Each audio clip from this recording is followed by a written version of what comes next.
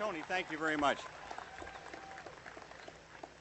Well, I'm sorry there's a couple of votes going on in the Senate, so this is going to be very short, you're pleased to know. Thank you all for being here today.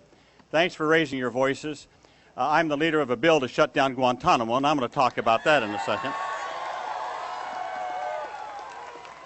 But I especially want to thank all my fellow Iowans who came all the way here on a bus to be here today. Thank my Iowans. My friends, today there is something that we need more than any Patriot Act. We need acts of patriots. We need good Americans to stand up to George Bush and Dick Cheney and to say, no, you will not torture in our names. You will not throw people into prison without habeas corpus. You will not destroy our shining city on a hill. Now, you know, I've been reading the Washington Post series on Dick Cheney. If those of you who have just been here, they've just started a whole series on Dick Cheney's advocacy of torture, his dismissive attitude towards laws that get in his way.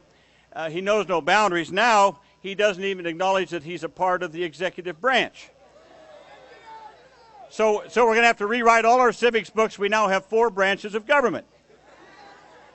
We have the legislative, we have the executive, we have the judicial, and we have the Cheney branch of government. But I want you all to know that I'm especially concerned about the prison at Guantanamo, which has become synonymous with abuse and lawlessness. As I said last month, I introduced a bill to shut it down.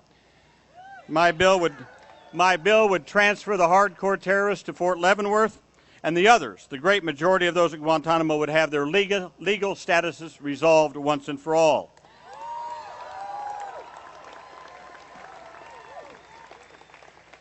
Now, some of you who are a little bit older may remember, the younger ones may not. You can read it in your history books, but this is personal with me.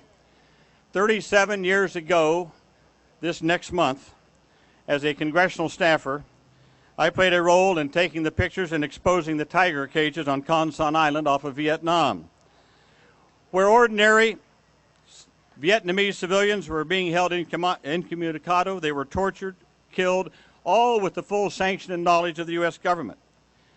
There are disturbing parallels between that secret Vietnamese prison on Con Son and Guantanamo. In both cases, the prisons were deliberately set up on remote islands, out of sight, out of the way of nosy reporters who might want to find out what's going on. In both cases, detainees were not classified as prisoners of war in order to deny them the protections of the Geneva Conventions. In both cases, detainees were deprived of any right to due process, judicial review, or a fair trial. And in both cases, when the abuses were exposed, the United States stood stripped naked in front of the world community of hypocrisy, betraying its ideals, and violating international law.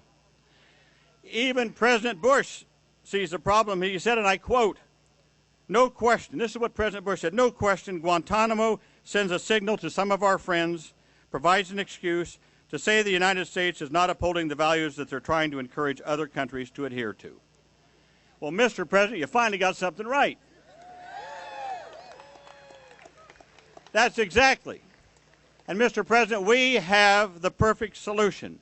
Mr. President, tear down that prison.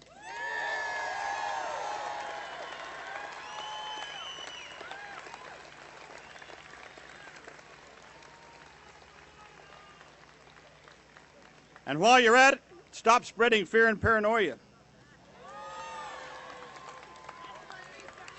Stop betraying our ideals and values.